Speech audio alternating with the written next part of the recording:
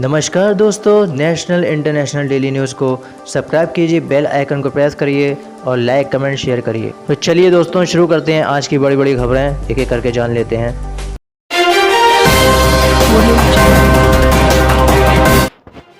Rajasthan high court अब 24 जुलाई तारीख फैसला सुनाएगा। सचिन पायलट और 18 बागी विधायकों के खिलाफ विधानसभा अध्यक्ष के नोटिस पर राजस्थान हाईकोर्ट अब 24 जुलाई फैसला सुनाएगा। हाईकोर्ट ने यह भी कहा है कि तब तक यानी 24 जुलाई तक विधानसभा अध्यक्ष इस मामले में कोई फैसला न करे।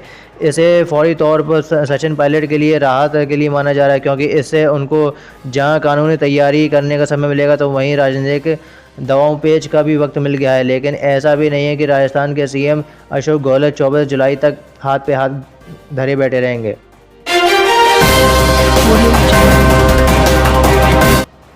कुशीनगर एयरपोर्ट। कुशीनगर में बोले पीएम मोदी, यूपी में पहले थी खुली छूट और लूट की नीति, अब माफ़ी मांगता फिर रहा है माफिया। कुशीनगर को अंतर्राष्ट्रीय हवाई अड्डे की सौगात मिल गई है। प्रधानमंत्री नरेंद्र मोदी ने कुशीनगर अंतर्राष्ट्रीय हवाई अड्डे का उद्घाटन कर दिया है। यह यूपी का तीसरा सबसे लंबा रनवे वाला एयरपोर्ट है।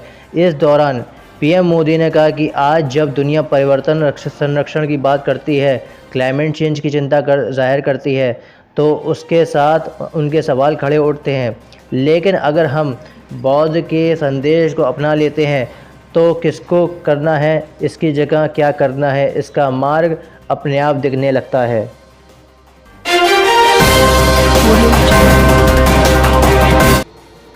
जम्मू कश्मीर आतंकियों की तलाश में आगे बढ़ी सेना।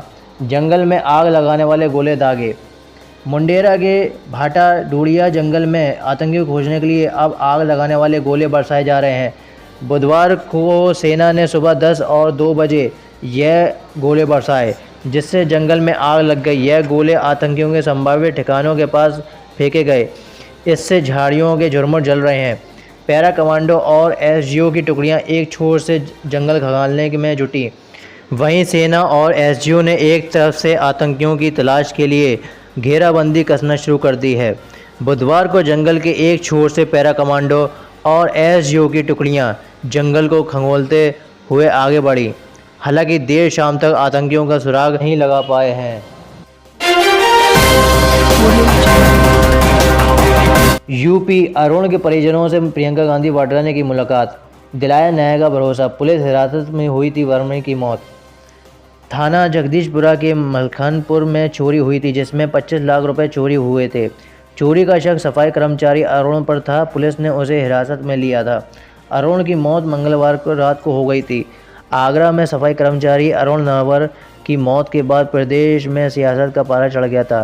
कांग्रेस की राष्ट्रीय महासचिव प्रियंका गांधी ने बुधवार देर रात 11 बजे मृतक सफाई कर्मचारी अरुण नवर के लोहा मंडी स्थित घर जाकर उनकी पत्नी और मां से बंद कमरे में मुलाकात की। प्रियंका ने परिजनों के आंसू पोंछे और उन्हें सांत्वना दी। साथ ही 30 लाख रुपए की आर्थिक सहायता और कानूनी मदद दिलाने का भरोसा दिया था।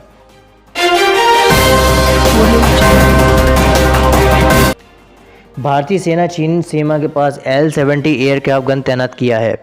भारतीय सेना ने अपनी मारक क्षमता को बढ़ाने के लिए अरुणाचल प्रदेश में वास्तविक नियंत्रण रेखा LAC के पास पहुंचे पहाड़ों में बड़ी संख्या में hi tech L-70 anti aircraft gun तैनात किया है। अधिकारियों ने कहना है कि LAC के पास M77 हाउविज़र और स्वदेशी बोफोर्स तोप के अलावा इस anti aircraft gun hi tech gun की तैनाती की गई है।